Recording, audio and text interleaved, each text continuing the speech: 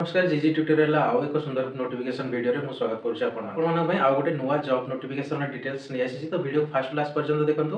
तो 2025 रो शेष बेलू आपण मानक पई गोटे भलो जॉब रो नोटिफिकेशन आसी सारी जोटा होची आपण मानकर आरआरबी बा रेलवे रिक्रुटमेंट बोर्ड। तो ये जो नोटिफिकेशन रे आसी छी आपण मानकर आरआरबी बा रेलवे तरफ रु सेटा आपण मानकर 23 डिसेंबर 23/12/2025 रे आपण मानकर नोटिफिकेशन आसी छी जे आपण मानकर जो ग्रुप डी अछि से ग्रुप डी रो बहुत गुडे पोस्ट पई आपण मानकर नियुक्ति आसी सारी। तो सेही सब पोस्ट गुडी कोन कोन रही छी आपण मानकर क्वालिफिकेशन कोन रहइबो केमिति सिलेक्शन प्रोसीजर कोन रहइबो से समस्त विषय रे वीडियो रे आगो डिटेल्स आलोचना करे। तो सेति पे वीडियो को फास्ट क्लास पर्यंत देखंतु और वीडियो को लाइक कर दियंतु, चैनल जो सब्सक्राइब करना निश्चित भाव सब्सक्राइब कर दियंतु। तो चलो देखिबा डिटेल्स कोन अछि। तो आपण मानकर जो रेलवे रिक्रुटमेंट बोर्ड बा आरआरबी ग्रुप डी रे वैकेंसी नै के आसी सेति आपण मानकर बहुत गुडे वैकेंसी अछि पाखा पाखी जदि हम कहबा 22000 वैकेंसी। तो आपण मानकर एथे 22000 वैकेंसी पाई आपण नोटिफिकेशन बाहर छी जोटा 23/12 रे आपण मानकर ऑफिशियल डिक्लेयर हे सारी। तो हम एठी केवल तार शॉर्ट जो पीडीएफ आस्ते शॉर्ट नोटिफिकेशन आसी हम सेटा ही डिस्कशन करबा काहे कि यार पूरा फुल कंप्लीट डिटेल्स नोटिफिकेशन आसीनी। तो सेटा जतले आसीबा हम सेतल मध्ये आउतरे एउ डिस्कशन करबा। तो देखो एथिरे शॉर्ट नोटिफिकेशन रे कोन कोन देइछि ना आपण मानकर जो वैकेंसी आसी सेते 22000 टा पोस्ट आसी। तो से जो 22000 पोस्ट गुडी को रही सेटा को थिरे अछि सेटा मध्ये हम आगु देखबा। तो देखो एथिरे जो सैलरी कथा हम कहबा जो 22000 पोस्ट रही ग्रुप डी रे एथिरे आपण मानकर सैलरी स्टार्टिंग रहउछि 18000 टका। 18000 टका आपण मानकर सैलरी स्टार्टिंग रहइबो। क्वालिफिकेशन कोन ना आपण माने जदी 10th पास करिसंती बा 10th पास करिसंती किबा आईटीआई पास करिसंती ताले कोन करबे ना आपण माने याको आवेदन करि परिबे। तो मिनिमम क्वालिफिकेशन रहिला जे 10th और आईटीआई जदी पास करिसंती ताले आपण माने आरआरबी ग्रुप डी आवेदन करि परिबे। तो सेति पय गोटे बयस सीमा रहउछि। तो से जो बयस सीमा आपण मानकर अछि कोन देछि ना होछि मिनिमम 18 रु 33 वर्ष। आपण मानक जदी 18 रु 33 वर्ष भितर आपण मानकर बयस अछि ताले मध्ये आपण याको आवेदन करि परिबे। ऑलरेडी आपण मानकर आवेदन आरंभ प्रक्रिया केबेठु देछि जेतु एटा आपण मानकर डिसेंबर नोटिफिकेशन आसिला।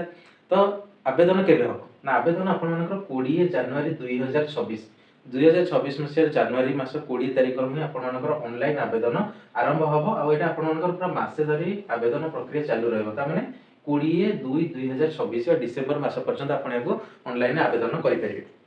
आवेदन करिया पे आपण मानकर किछ एप्लीकेशन फी रहितै जेमति रेलवे रे सबुथिरे थाए। तो एथिरे कोन अछि देखंतु म आपन कहि छी जे जेहेतु यार ऑफिशियल पीडीएफ पर नोटिफिकेशन एपर्यंत आसी नाही तेनु आपण मानकर केते आवेदन अमाउंट रहिबो एप्लीकेशन फी केते रहिबो सेटा एपर्यंत सेथिरे आसी नाही। तो सेटा जते ऑफिशियल नोटिफिकेशन आसी सेटा आपण मानकर कन्फर्म हे जो से ऑफिशियल नोटिफिकेशन मध्ये आसीबो जे आपण मानकर केबे एग्जाम डेट रहिबो एग्जाम प्रक्रिया केमिति रहिबो सिलेक्शन प्रक्रिया केमिति रहिबो।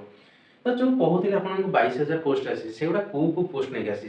तो देखो हम देखिबा सेथिरा आपण माने बहुत गुड असिस्टेंट रो पोस्ट आसी छी। असिस्टेंट ट्रैक रहला, असिस्टेंट ब्रिज रहला, ट्रैक मेंटेनेंस रहला। तो एही पोस्ट आपण माने सब वैकेंसी छी। अब केते कोन वैकेंसी अछि सेटा मध्ये आपण माने देखि परथिबे जे एही सब पोस्ट रे आपण मानकर सब केते केते वैकेंसी अछि। तापर आछला आपण मानकर असिस्टेंट पीयूए रे, असिस्टेंट टीआरडी सेक्शन रे, आपण मानकर assistant loco said electrical section रे वैकेंसी अछि। असिस्टेंट ऑपरेशन इलेक्ट्रिकल वैकेंसी अछि। असिस्टेंट टीएल एंड एससी रे मध्ये वैकेंसी अछि। असिस्टेंट सी एंड डब्ल्यू रे वैकेंसी अछि। पॉइंट मैन बी रे अछि एवं असिस्टेंट एसआई टी रे अछि। तो एही सब गुडी को आपण मानकर होउची विभिन्न प्रकार सेक्शन जोथिरे आपण मानकर एही 22000 टी पोस्ट पई रिक्रूटमेंट आसी साइछि। तो जो माने ग्रुप डी आवेदन करिया पई अपेक्षा कर रहिथिले बा रेलवे पई जो माने आवेदन करिया चाहउछ निश्चित भाबरे वीडियो टी भलो भाबरे देखंतु। और रेलवे रो जो ग्रुप टी आवेदन करिया चाहउछ निश्चित भाबरे आपण रेडी हेतंते जे 20/1/2026 रे आपण मानकर आवेदन प्रक्रिया आरंभ होउची। आशा करूची ए जो ग्रुप डी रो इन्फॉर्मेशन टी थिला। तो जो माने आवेदन करिया चाहउछन आरआरबी ग्रुप डी रे निश्चित भाबरे आवेदन करंतु।